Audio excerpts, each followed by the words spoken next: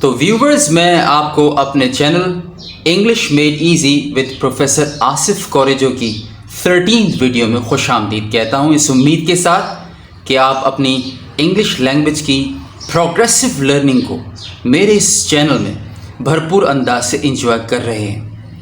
آج ہم اس پروگریشن یعنی کہ انگلش لینگویج کی سیکھنے کے عمل کی بڑھوتی کے حوالے سے 13ویں سٹیپ کو کراس کرنے چلے ہیں، اور آج کی ویڈیو کا ٹاپک ہے ماڈل وربس پارٹ 1۔ جی ہاں، ماڈل وربس کا ٹاپک اس قدر بڑا ہے، اس قدر واسٹ ہے کہ اسے ایک ویڈیو میں کور کرنا میرے لیے ممکن نہ تھا، کہ جسے میں نے ویڈیو نمبر 13، 14 اور 15 میں کور کرنے کی کوشش کی ہے۔ ویورز، آپ کو یاد ہوگا کہ ہم نے جانا تھا کہ ایکشن وربس کو آبجیکٹ کے ساتھ استعمال کیا جاتا ہے، اور اسٹیٹ وربس استعمال ہوتے ہیں ناؤن یا ایڈجیکٹو یا ناؤن فریز یا پھر ایڈجیکٹیول فریزز کے ساتھ۔ اب جب بات آئی ماڈل وربس کی، تو جناب سب سے پہلے تو یہ بات آپ جان لیجئے کہ ماڈل وربس اپنے ساتھ لیتے ہیں ہمیشہ فرسٹ فارم آف دا ورب، جیسا کہ آپ اس وقت اس چارٹ پر جسے میں اس ویڈیو نمبر 13 میں کور کروں گا۔ مزید آگے بڑھنے سے پہلے اس بات کو صرف آپ کے ذہن میں اچھے سے بٹھانا کہ ماڈل ورب کا استعمال فرسٹ فارم کے ساتھ ہوتا ہے، تو آپ اس وقت اس چارٹ پہ دی ہوئی تمام مثالوں میں اگر دیکھیں، پر غور کریں، تو آپ کو ہر جگہ فرسٹ فارم آف دا ورب دکھائی دے رہی ہے۔ اصل میں ماڈل وربس اپنے ساتھ استعمال ہونے ورب کی ہیلپ کرتے ہیں، لیکن ہیلپ کیسے؟ یہ ہیلپ کرتے ہوئے اس جملے کے اندر ایک ڈفرنٹ میننگ کو اٹیچ کر دیتے ہیں اس فرسٹ فارم کے ساتھ یا مین ورب کے ساتھ، خود سے آ کر اس جملے کو ایک نیا رنگ دے دیتے ہیں اپنے ساتھ لانے والی ایک خاص میننگ کے ساتھ۔ اب اگر آپ یہ سوچ رہے ہیں کہ وہ ڈفرنٹ یا خاص میننگ کون سی ہوتی ہے، تو جناب وہ ڈفرنٹ میننگ ہو سکتی ہے کیپیبلٹی بھی، ابیلٹی، پاسبلٹی، ایڈوائزبلٹی اور necessity, absence of necessity, Dzire, preference, habitual past, expectation etcetera, اور جن کو میں نے کمپریہنسولی ایگزامپل کے ساتھ ان سمری چارٹس میں، کہ جس میں سے کہ پہلا چارٹ آپ اس ویڈیو میں میرے ساتھ کور کریں گے، اور اس کا اگلا چارٹ ویڈیو نمبر 14 میں آپ کور کریں گے۔ بس آپ نے میری اس ویڈیو کو آخر تک توجہ سے دیکھنا اور سننا ہے، تاکہ آپ قریباً 20 کے قریب ماڈل وربس اور سملر ایکسپریشنز جو آپ کو ان دو چارٹس پر لیفٹ سائڈ پر ملیں گے۔ اور میں آپ کو بتا چلوں، یہ جو ریڈ کلر میں جو ورڈز آپ کو دکھائی دے رہے ہیں اس کالم کے اندر، یہ ہے pure model verbs: can, could، may، might، should، ought to، had better، اور اس کے علاوہ یہ اس چارٹ میں موجود یہ دو must اور must not۔ اب یہاں پر جو اس کالم کے اندر بلو کلر میں لکھے گئے الفاظ ہیں، اور وہ کہ جو اگلی ویڈیو میں آپ کو اگلے چارٹ پہ بھی دکھائی دیں گے، وہ ہیں ماڈل وربس کے ٹائپ کے ایکسپریشنز۔ جی تو جناب، ہم ابتدا کرتے ہیں ماڈل وربس کو سیکھنے کی کین اور could سے۔ یاد رکھیے، کین اور could کا استعمال کیا جاتا ہے ایک خاص میننگ کو کنوے کرنے کے لیے، کہ جسے ہم کہتے ہیں کیپیبلٹی کو بتانے کے لیے، یعنی کہ صلاحیت کا اظہار کرنے کے لیے۔ اچھا دوستو، ایک منٹ، یہ بات آپ کے ذہن میں رہے کہ ان تمام ہی جملوں میں میں نے ہی پروناؤن کو بطور سبجیکٹ استعمال کیا ہے، جو کہ اس چارٹ کے پہلے کالم میں آپ کو یہاں دکھائی دے رہا ہے۔ یعنی ان تمام جملوں کی ابتدا ہی پروناؤن سے ہوگی، جو یہاں پر بطور سبجیکٹ آئے گا۔ جی تو بات ہو رہی تھی کیپیبلٹی کی. تو جب ہم کہتے ہیں کہ he can write with both hands تو اس کا مطلب یہ ہوتا ہے کہ وہ دونوں ہاتھوں سے لکھ سکتا ہے اب بھی اور آج بھی. لیکن اگر کوئی ایسی صورتحال ہو کہ جس میں ہی کے پاس وہ صلاحیت آج نہ ہو لیکن ماضی میں تھی تو اس کے لیے ہم کڈ کا استعمال کرتے ہیں.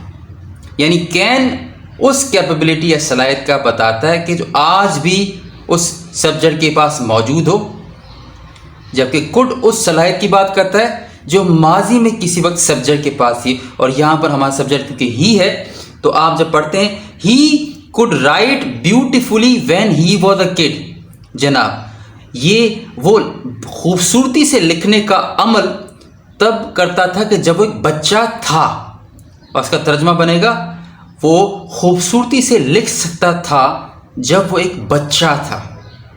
لیکن پہلے جملے کیا ہے؟ وہ آج بھی، حالانکہ یہاں پر آج کا ذکر نہیں ہے. He can write with both hands یعنی کہ وہ دونوں ہاتھوں سے لکھ سکتا ہے.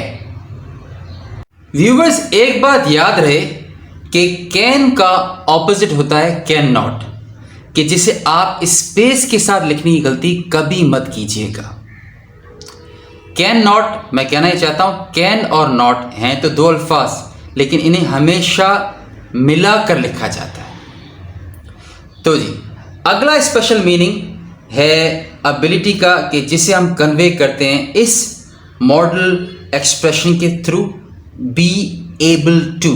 جی ہاں، اب آپ جب بھی کبھی بات کریں گے ماضی کی اپنی کسی اچیومنٹ کی کہ جسے آپ ماضی میں کسی موڑ پر کسی خاص پوائنٹ پر حاصل کرنے میں کامیاب ہوئے تو اس کے لیے آپ استعمال کریں گے اس ایکسپریشن کا بی ایبل ٹو کا استعمال کریں گے، جیسا کہ اس تیسرے جملے میں یہاں ہو رہا ہے. یاد ہے نا ویورز کہ بی سے مراد ہوتی ہے یا تو از ایم آر یا پھر واز اور ور. اور یہاں سچویشن کے لحاظ سے کیونکہ یہاں پر پاسٹ کی بات ہوگی تو I would like to use was in place of be because I am using was in accordance with the subject and the subject of the sentence is he. تو اگر یہاں پر was لگ جاتا ہے تو جملہ کچھ اس طرح بنے گا he was able to climb the mountain before it got dark. یعنی یہ وہ کام ہے جو وہ ہر دفعہ نہیں کر پایا یا نہیں کر پا سکتا. ہاں اس سچویشن میں کہ جب وہ کسی پہاڑ کو کلائم کرنے کی کوشش کر رہا تھا، کسی پہاڑ پر چڑھنے کی کوشش کر رہا تھا تو ایک خاص موقع پر کہ جب اندھیرا پھیلنے والا تھا، شام ہونے والی تھی، اس سے پہلے لکیلی وہ اس قابل ہو گیا کہ وہ ماؤنٹین پر چڑھ جائے. So something that he was able to achieve once at least in past. اچھا جی، مے اور مائٹ کا استعمال کیا جاتا ہے فیوچر پاسبلٹی کا بتانے کے لیے. آپ پلیز ان دو جملوں پر غور کیجئے گا. دونوں جملے پاسبلٹی کا بتا رہے ہیں لیکن یاد رہے کہ مائٹ بتا رہا ہوگا اس کام کے بارے میں کہ جہاں سچویشن ڈاؤٹ فل ہو یا پھر انسرٹن. یہ کیسے؟ ان دونوں جملوں کو پلیز میرے ساتھ پڑھ لیجئے. ہی مے گو ٹمورو اور on Monday. He is not sure yet. وہ شاید کل جائے یا پھر منڈے کو جائے گا صحیح. ان دونوں میں سے اس نے کون سا دن چوز کی ہے ابھی تک وہ اس کے بارے میں شور نہیں ہے. اس کی بجائے دوسری مثال جب پڑھتے ہیں آپ تو دیکھیں he might go to the market but I don't think he'll. اس بندے کی جو جانے والا ہے اس کی اپروچ یا اس کا اسٹائل یا اس کی باڈی لینگویج یہ بتا رہی ہے کہ سچویشن ڈاؤٹ فل ہے، لگ رہا ہے، دکھ جا رہا ہے کہ وہ مارکیٹ تو نہیں جانے والا. تو آپ خود دیکھ سکتے ہیں کہ جہاں جہاں ماڈل وربز یا پھر ماڈل ایکسپریشنز آ رہے ہیں تو ان کے آنے سے ہی جملے میں ایک ڈفرنٹ سی میننگ آ جاتی ہے، ایک قسم کی کلیئرٹی سی آ جاتی ہے ان ماڈل وربز کے آ جانے سے. تو آپ کو یہ احساس ہو رہا ہوگا کہ کیوں ماڈل وربس کی اپنی جگہ ایک بہت زیادہ اہمیت ہے، اور وہ اہمیت انہی وجوہات کی بنا پہ جو آپ اس وقت سمجھنے کی کوشش کر رہے ہیں۔ جب بات کی جائے گی ایڈوائزیبلٹی کی یا مشورے کی، تو ہمارے پاس اس اسپیشل میننگ کو کنوے کرنے کے لیے 3 ماڈل وربس اویلیبل ہیں، یعنی کہ شوڈ، ought to اور had better۔ یہ جو تیسرا ماڈل ورب ہے had better کا، یہ مشورے کے لیے استعمال ہوتا ہے بالکل، اور اس کا ایک بڑا ہی دلچسپ استعمال ہے جو میں ابھی کچھ ہی دیر میں آپ کو بتانے والا ہوں۔ لیکن میں پہلے چاہوں گا کہ ان شروعاتی جو 2 ماڈل وربز ہیں should اور ought to، in per focus کر لیا جائے۔ آپ ذرا اس پہلے جملے کو، ایڈوائزبلٹی کے اس پہلے جملے کو ملاحظہ فرمائیے کہ جس میں ہی کو کچھ سجیسٹ کیا جا رہا ہے، اور یاد رہے اس پہلے جملے میں ہی کو کچھ سجیسٹ کیا جائے گا جنرلی، جیسے عموماً ایک مشورہ دیا جاتا ہے، ایک چیز سجیسٹ کی جاتی ہے، تو وہ کیا ہے؟ جملہ کہتا ہے کہ he should study harder to secure top position. جملے کی نیچر یہ بتا رہی ہے یا تو مشورہ دینے والا، سجیسٹ کرنے والا، یا کوئی ٹیچر ہے، یا والدین میں سے کوئی، یا پھر کوئی خاندان کا بڑا، جو کہ ہی کو سجیسٹ کر رہا ہے کہ اسے اگر ٹاپ پوزیشن حاصل کرنی ہے تو اسے ذرا مزید محنت کرنا پڑے گی، مطالعے میں شدت لانا پڑے گی۔ اب یہ تھا ایک ایڈوائزبلٹی کا پہلو جنرل، اور یہ بالکل مختلف ہے اس ایڈوائز سے کہ جو ought to کنوے کرتا ہے۔ اس سے پہلے کہ میں آگے بڑھوں، یہ بات بھی میں بتانا مناسب سمجھوں گا کہ ought to should سے اسٹرانگر ہے۔ بائی نیچر ought to ایک اسٹرانگ ایڈوائز دیتا ہے should کے مقابلے میں۔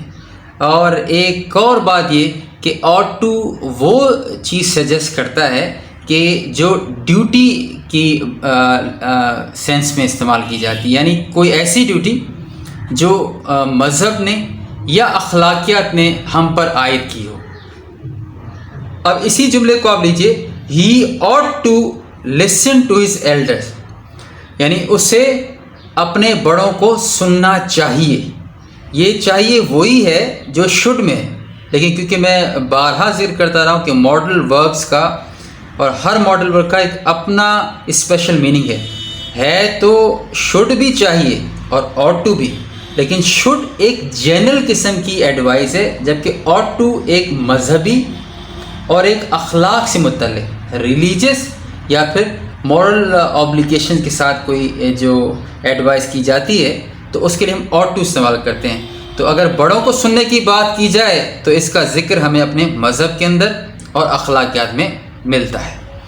جہاں تک بات ہے had better کی، تو had better ایک ایسی ایڈوائز دیتا ہے کسی بھی سبجیکٹ کو کہ جس میں چھوٹا ہلکا پھلکا دھمکی یا تھریٹ کا ایک فیکٹر بھی نمایاں ہوتا ہے، یعنی کہ اگر تم نے یہ کام نہیں کیا تو اس کا یہ برا رزلٹ نکلے گا، تو اس کیس میں آپ کی چوائس ہوتی ہے had better کے، جیسا کہ یہاں تیسرے جملے میں آپ دیکھ رہے ہیں کہ کوئی ایڈوائز کرتا ہے ہی کو، he had better take a small break or he lose his focus، کہ اسے چاہیے، لیکن یہ چاہیے کون سا والا ہے؟ اسے چاہیے کہ وہ ایک چھوٹی سی بریک لے لے، ورنہ تو ہوگا یہ کہ وہ اپنا فوکس کھو بیٹھے گا، ایک برا رزلٹ بھی نکل سکتا ہے اگر اس کام کو نہ کیا گیا، جو کہ دوسرے اور پہلے ایڈوائز میں بالکل نہیں تھا۔ تو ایک دفعہ پھر سے پہلا جو شوڈ کا یوزج ہے وہ ہے ایک ایسی ایڈوائز کے لیے کہ جو جنرل ایڈوائز کی کیٹیگری سے، ought to ایک ریلیجس قسم کی ایڈوائز کی جو ڈیوٹی کی کیٹیگری سے بلانگ کرتی ہے، ایک ذمہ داری سی بن جاتی ہے، اور یہاں تیسرے میں ایک ایسی ایڈوائز کی جس میں جملے کے اندر آپ کو اس کا ایک جملے کا ایک نیگیٹو رزلٹ اس حکم اس ایڈوائس کو نہ ماننے کی فارم میں ہوتا ہوا دکھتا ہے. تو آئیے ویورز بڑھتے ہیں ہم ماڈل وربس کی آخری کیٹیگری کی جانب. یعنی کہ اس چارٹ پہ موجود آخری کیٹیگری ہے نیسیسٹی کے بارے میں بات کرنے والے ماڈل وربس یا ایکسپریشنز کی. لیکن ایک منٹ، یہ آج کی ویڈیو کی آخری کیٹیگری ہے یا اس چارٹ پہ موجود ماڈل وربس کی آخری کیٹیگری ہے. ہمارے ماڈل وربس ابھی مکمل نہیں ہوئے، کیونکہ جیسے میں نے شروع میں کہا تھا آپ سے کہ آپ نے میری ویڈیو نمبر 14 اور 15 کو لازماً دیکھنا ہے اگر آپ ایک ہی گو میں کمپریہنسولی ماڈل وربس کو سیکھنے یا سمجھنا چاہتے ہیں. تو جی آئیے واپس اپنے ٹاپک پر. نیسیسٹی ایک ورڈ نہیں ہے کہ جو اس آخری کیٹیگری کے ماڈل وربز ایکسپریشنز کو ریپرزینٹ کرنے کے لیے استعمال ہوتا ہے، بلکہ آپ نیسیسٹی کی جگہ اور الفاظ بھی استعمال کر سکتے ہیں. یہاں نیسیسٹی کی جگہ پر آپ کمپلشن کا ورڈ بھی یوز کر سکتے ہیں اور نیڈ بھی استعمال کیا جا سکتا ہے.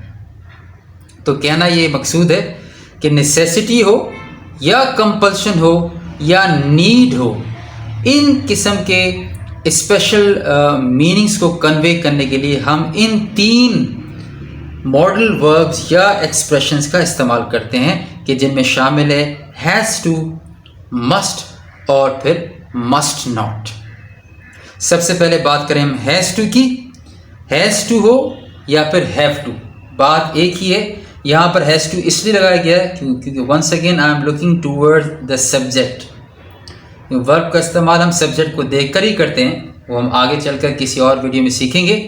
ہی کے ساتھ ہیز ٹو کا استعمال ہوا، اور اس کا اگر اسے پاسٹ میں کے لیے استعمال کیا جاتا تو یہ ہوتا ہیڈ ٹو، اور فیوچر کا بتانے کے لیے ہم کہتے ہیں وی ہیو ٹو. اب ہیز ٹو جہاں استعمال ہوگا تو اس سے مراد یہ ہوگی کہ ہم کسی ایسے کام کا ذکر کر رہے ہیں، کسی جسے شدید ضرورت، مجبوری یا پابندی کے تحت کیا گیا، اور وہ مجبوری یا ضرورت بھی بیرونی تھی. یعنی ہیز ٹو اور have two is a strong obligation that comes from outside. بندے نے خود سے نہیں کیا، حالات کچھ ایسے بن گئے جیسے کہ یہاں پہلی ایگزامپل میں ہو رہا ہے کہ an obligation which has come from outside, from a doctor. Now the patient has to follow, anyhow he has to follow the advice of his doctor. کیا کہا گیا؟ He has to do more exercise as the doctor suggests. کہنے کو ہم یہ کہہ سکتے ہیں کہ بندہ شاید خود سے تو ایکسرسائز نہ کرتا ہو، لیکن اب اس کی مجبوری بن گئی، ریزلٹ جو ایسے آئے یا جان پر جو بن گئی. تو ایسی مجبوری کہ جو باہر سے آ رہی ہو، آپ کو کوئی کام پڑھنا پڑ جائے اور آپ نے اس میننگ کو کنوے کرنا ہو، تو آپ استعمال کرتے ہیں ہیز ٹو کا یا ہیو ٹو کا. لیکن اس کے برعکس وہ مجبوری کے جو آپ کے اندر سے جنریٹ ہو، یعنی آپ خود سے ریئلائز کرنے چلیں یا آپ خود سے ریئلائز کرنے پر مجبور کیے گئے ہوں، تو اس کے لیے ہم استعمال کرتے ہیں مسٹ، جو کہ اگر آپ بائی نیچر ہیز ٹو سے زیادہ اسٹرانگ ہے، کیونکہ آپ نے یہاں پر ضرور کرنا ہے یہ کام. ضرور تو خیر ہیز ٹو میں بھی تھا، لیکن میں نے اس کو بالکل کلیئر کرنے کے لیے آؤٹ ورڈ پریشر اور انسائڈ پریشر کے فریزز کا استعمال کیا ہے تاکہ آپ کے ذہن میں کوئی کنفیوژن نہ ہو. اب ذرا یہ جملہ یہ دیکھ لیجئے، ہی مسٹ ریئلائز، اسے ضرور اس بات کو ریئلائز کرنا ہے. کس بات کو؟ تعلیم کی اہمیت کو. اس نے ریئلائز کرنا ہے خود سے، اپنے اندر سے. So the pressure of realising the value of education has to come from inside. اچھا، اب بہت سے انگلش لرنرز کیا سمجھتے ہیں کہ مسٹ ناٹ، یعنی کہ جو اس کیٹیگری کا آخری ماڈل ورب ہے، وہی سمجھتے ہیں کہ مسٹ ناٹ مسٹ کا اپوزٹ ہے. حالانکہ یہ بات سراسر کنفیوژن پر بیسڈ ہے، کیونکہ مسٹ ناٹ مسٹ کی طرح ہی ایک حکم ہے. یہ اس کا اپوزٹ نہیں ہے، یہ ایک حکم ہے کسی کام کو نہ کرنے کا. تو اگر پریسائسلی یہ کہا جائے، اس بارے میں بات کی جائے، تو ہم کہہ سکتے ہیں کہ مسٹ ناٹ کو ہم استعمال کرتے ہیں کسی کام سے منع کرنے کے لیے، تبھی ہم اس کو ڈالتے ہیں خاص کیٹیگری کے اندر کہ جسے ہم کہتے ہیں پروہیبیشن، کسی کام کو کرنے کی ممانعت. جیسے یہاں ہو رہا ہے he must not play with sharp knives, اسے ہرگز نہیں کھیلنا تیکھے یا شارپ چاقوں کے ساتھ، ہرگز نہیں. اچھا، مسٹ ناٹ کی ایک شارٹ فارم بھی ہوتی ہے، اسے جاننا بھی لازمی ہے، اس کے صحیح تلفظ بھی. صحیح تلفظ کا بنتا ہے مسنٹ، یعنی کہ the ending sound of that short form of must not would be mustn't ending in T, and the spelling would be MUSTN''T. So دوستو، آج کی ویڈیو نمبر 13 اور اس چارٹ کے حوالے سے یہ تھے ہمارے پیش کردہ ماڈل وربز اور ایکسپریشنز کہ جنہیں ہم نے استعمال کیا ایگزامپلس کے ساتھ، یہ سمجھنے کے لیے کہ یہ جو چنے ہوئے اس چارٹ میں موجود ماڈل وربز اور ایکسپریشنز ہیں، یہ کون سے 5 اسپیشل میننگز، کون سے 5؟ کیپیبلٹی، ابیلٹی، پاسبلٹی، ایڈوائزبلٹی اور نیسیسٹی کو استعمال کرتے ہیں.